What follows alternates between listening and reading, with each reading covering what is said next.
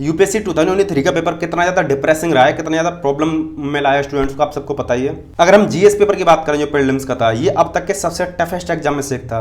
अगर हम सीसेट को भी कंसीडर कर लें तो ये अब तक के यूपीएससी के इतिहास का सबसे टफ पेपर था आपका प्रीलिम्स का, जिसमें आपका इतना टफ जीएस भी आया हो, इतना टफ सीसेट भी आया हो। अब तक इतना टफ कभी नहीं आया था। लेकिन इस पेपर को लेकर रोना रोता नहीं रहना है हमें कि हम इसको लेकर रोना रोते रहें। अब हमें बाउंस बैक करने की जरूरत है। अगर आप फेल भी हो रहे हो इस पेपर में तो 2024, 25, 26 में क्या स्ट्रेटेजी आपको रखनी है, किस तरीके से इस पेपर से आप सीख सकते हो, क्या आपको ध्यान रखना है, वो सारी चीज़ें इस वीडियो में हम डिस्कस करने वाले हैं। 12 पॉइंट आपको ऐसे बताएंगे जो आपको सीखने हैं जो इस पेपर में आए हैं।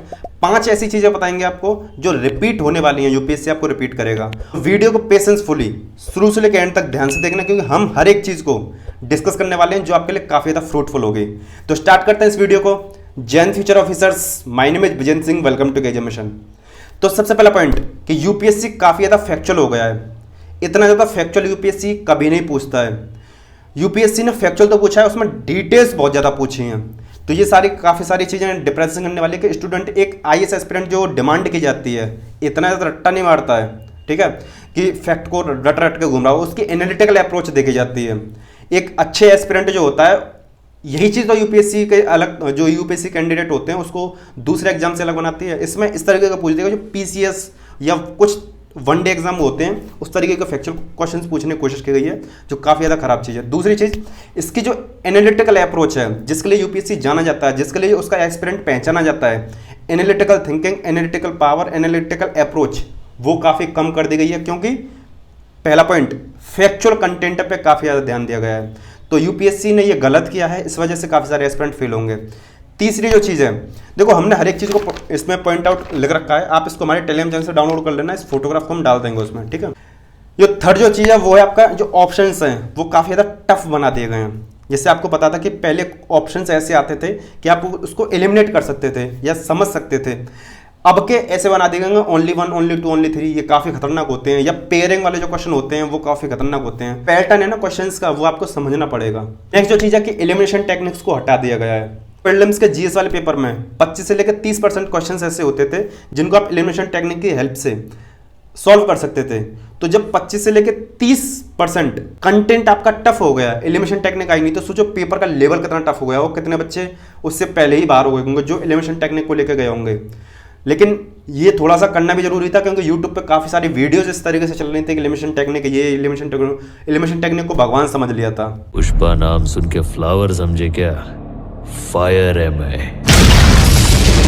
नेक्स्ट पॉइंट है कि यूपीएससी ने स्पोर्ट्स वाले क्वेश्चन को भी इसमें इंट्रोड्यूस किया है। देखो यूपीएससी क्या करता है, कभी स्पोर्ट्स वाले क्वेश्चन पूछता है, कभी नहीं पूछता, कभी पूछता नहीं, कभी पूछता। तो आपको क्या ध्यान में रख के चलना है कि स्पोर्ट्स वाले क्वेश्चन पर थोड़ी सी नज़र रहनी चाहिए कि उससे अगर क्वेश्चन आ जाएं तो आप छोड़ ना पाएँ, छोड़े ना, और इन डेप्थ भी आपको नहीं जाना क्योंकि उतना ज़्यादा उसका वेटेज है नहीं। नेक्स्ट जो पॉइंट है वो ये है कि आपके मॉडर्न हिस्ट्री से क्वेश्चंस किस किस सेक्शन से कम हुए हैं। एक बार मॉडर्न हिस्ट्री से कम हुआ है, एक आपका साइंस एंड टेक्नोलॉजी, इन दो से क्वेश्चंस काफ़ी ज़्यादा कम हुए हैं। मॉडर्न हिस्ट्री से आपके कम 7-8 क्वेश्चन आराम से आ जाते थे, साइंस एंड टेक्नोलॉजी से 10-12 क्वेश्चन आराम से आ जाते थे, 15 भी ऐसे आ जाते थे कभी कभी।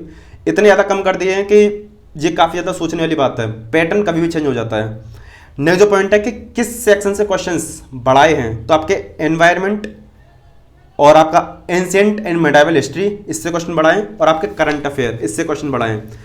तो आपको इन पे भी फोकस रखना है। लेकिन ये समझने वाली चीज़ है कि यूपीएससी अनप्रेडिक्टेबल होता है, तो कभी किसी सब्जेक्ट से बढ़ जाते हैं, किसी से घट जाते हैं। नेक्स्ट जो चीज़ है वो है करंट अफेयर का जो लेवल है वो काफ़ी बढ़ा दिया है। पहले करंट अफेयर ऐसा होता था कि कम से कम एस्पिरेंट्स को, जो सीरियस एस्पिरेंट होते थे, वो सॉल्व कर सकते थे। इस बार तो ऐसा है कि हवा भी नहीं लग रही है, उसको इन डेप्थ जाके पूछा है, ठीक है। करंट अफेयर का स्टैंडर्ड काफ़ी बढ़ा दिया गया है, जो इतना नहीं रखना चाहिए था। मतलब क्या रटन तोता वाला मतलब एस्पिरेंट ढूंढ रहे हैं क्या यूपीएससी वाले, ये समझ में नहीं आ रही है कि मतलब हर एक चीज़ को रटता हुआ घूमे। जो फिर यूपीएससी वाले एग्जाम और जो बाकी के अदर एग्जाम्स हैं उनमें डिफरेंस क्या रह जाएगा। नेक्स्ट जो पॉइंट है वो है कि अब आपका शॉर्टकट से काम नहीं चलेगा। इससे पहले क्या होता था कि किसी टॉपिक को थोड़ा बहुत पढ़ लो और आगे आपका काम चल जाएगा, यानी थोड़ा पढ़ो आगे बढ़ो वाला कंसेप्ट जो मुन्नाल पटेल सर का होता है। अभी इसमें काम नहीं चलेगा। इसमें क्या होगा कि आपको इन डेप्थ स्टडी करके चलनी पड़ेगी। टाइम, एफर्ट, मेहनत, एनर्जी सब कुछ ज़्यादा लगने वाली है। जैसे आपको बताया मॉडर्न हिस्ट्री के सिर्फ 3 से 4 क्वेश्चन आए हैं, ठीक है। वो 3 से 4 क्वेश्चंस के लिए आप पूरी बुक को पढ़ते हो, एनसीईआरटी वगैरह कोई पढ़ते हो, इतना सारा कुछ पढ़ते हो, और वो भी इस लेवल के आए कि आप पढ़ने के बावजूद कुछ नहीं कर सकते हो उनका। तो आपको इन डेप्थ जाना पड़ेगा तभी कुछ कर पाओगे। 10th जो चीज़ आपको ध्यान रखनी है वो ये है कि आपको किसी भी कोचिंग पर, किसी भी टीचर पर आंख बंद करके भरोसा नहीं करना। ये चीजें आप सीख लो। एक वीडियो कुछ टाइम पहले हम बनाए थे लास्ट वीक, उसमें हमने बताया था यूपीएससी टॉपर्स और यूपीएससी कोचिंग की क्या रियलिटी है।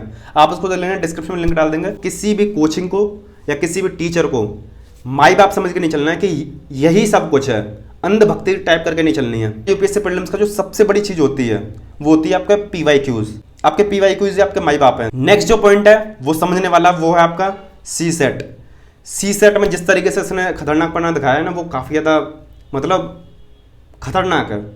अब इसके लिए क्या बोलें कि दुख देने वाली चीज़ है कि आपके 3 सब्जेक्ट रहते हैं मेजर तौर पे, मैथ्स, रीजनिंग, कॉम्प्रिहेंशन। मैथ्स को इतना हाई लेवल का कर दिया कि आईआईटी वाले बच्चे भी इसमें पक्की तरह से फेल होंगे, हम गारंटीड बता रहे हैं। कैट लेवल का पूछा है इसमें। आपका रीजनिंग में काफ़ी टफ लेवल का पूछा। कॉम्प्रिहेंशन जो हर साल पूछा जाता था उस लेवल का था, यानी वो भी हमेशा टफ रहता है, लेकिन कह सकते हो कि और हर बार एग्जाम की तरह था तो एवरेज था। तो ये सारी चीज़ थी। अब सबसे बड़ी वो चीज़ है वो है सीखने वाली कि आपको अपना प्लान बी भी रेडी रखना चाहिए। तो प्लान बी के लिए हमने 2 पार्ट्स बना रखे हैं, डिस्क्रिप्शन में लिंक डाल देंगे, उस वीडियो को जरूर देखना, वो आपके लिए काफ़ी ज़्यादा बेनिफिशियल होगी। तो ये 12-13 वो पॉइंट थे जो आप प्रीलिम्स से सीखे हो, लेकिन आगे क्या चीज़ें रिपीट होने वाली हैं। 5 चीज़ें वो बताने वाले हैं जो यूपीएससी रिपीट करेगा। पहला, एलिमिनेशन टेक्निक्स दोबारा से इंट्रोड्यूस होंगी, दोबारा से आप उससे क्वेश्चन सॉल्व कर सकते हो, क्योंकि वो आपकी मेंटल एबिलिटी, आपके एनालिटिकल अप्रोच को देखे जाती है। लेकिन यूट्यूब पे काफ़ी ज़्यादा ऐसी वीडियोज आने लगी थी तो यूपीएससी को भी लगा होगा कि इसको हटाना ही ज़्यादा बेहतर रहेगा। लेकिन एलिमिनेशन टेक्निक्स आपके इंट्रोड्यूस होंगी चाहे कम ही हो, ये हमारी प्रोडिक्शन नहीं, ये हमारा एक्सपीरियंस बता रहा है। दूसरी चीज़ है, मॉडर्न हिस्ट्री से, साइंस एंड टेक्नोलॉजी से क्वेश्चंस कम हुए हैं, तो ये दिक्कत वाली बात नहीं है। जिस सेक्शन से क्वेश्चन कम हुए हैं वो कभी भी रिपीट हो सकते हैं, कभी बढ़ सकते हैं, जिससे बड़े हैं उससे कभी भी घट सकते हैं। सी सेट में जो इंग्लिश का लेवल है वो हो सकता है थोड़ा सा और बढ़ जाए, ये समझने वाली बात है। तो इंग्लिश कॉम्प्रिहेंशन को हल्के में नहीं लेके चलना है, तो उसको भी आपको काफ़ी अच्छे से पढ़ के चलना है। हमारा एक्सपीरियंस और हमारा एनालिसिस ये है कि आपका मैथमेटिक्स का और रीजनिंग का जो आपका लेवल है वो कम होगा, क्योंकि इतने सारे टीचर्स, इतने सारे टॉपर्स और काफ़ी विद्वान लोग जब पेपर को एनालिसिस करने बैठे हैं, उन्होंने वीडियोस बनाई हैं। तो यूपीएससी के पैनल ऐसा तो नहीं होगा इसको नहीं देख रहा होगा, यूपीएससी के पूरा स्टाफ इसको नहीं देख रहा होगा, वो देखेगा, इन सारी चीज़ों सीखेगा और इसका इम्पैक्ट जरूर पड़ेगा यूपीएससी पे। तो आगे आने वाले जो पेपर्स हैं इस बार की तुलना में तो ज़्यादा टफ नहीं रहेगा, ये अब तक का सबसे टफेस्ट एग्जाम था, ईजी बनेगा और सी सेट पर ज़्यादा खासतौर से फोकस किया जाएगा। 5वां पॉइंट जो आने वाला है कि फैक्चुअल कंटेंट इतना ज़्यादा रिपीट नहीं होगा, क्योंकि यूपीएससी अगर इस चीज़ को समझेगा तो फैक्चुअल कंटेंट को इतना ज़्यादा इसमें इंट्रोड्यूस नहीं करेगा। फैक्चुअल कंटेंट इतना ज़्यादा पूछने लग गए हैं कि यूपीएससी एस्पिरेंट को अब रटन तोता ही बनना पड़ेगा। तो वो सारी चीज़ें अगर यूपीएससी समझेगा तो इस सारी चीज़ को इंट्रोड्यूस नहीं करेगा। तो हमने 12-13 पॉइंट आपको बताएं जो इस प्रीलिम्स से आप सीख सकते हो।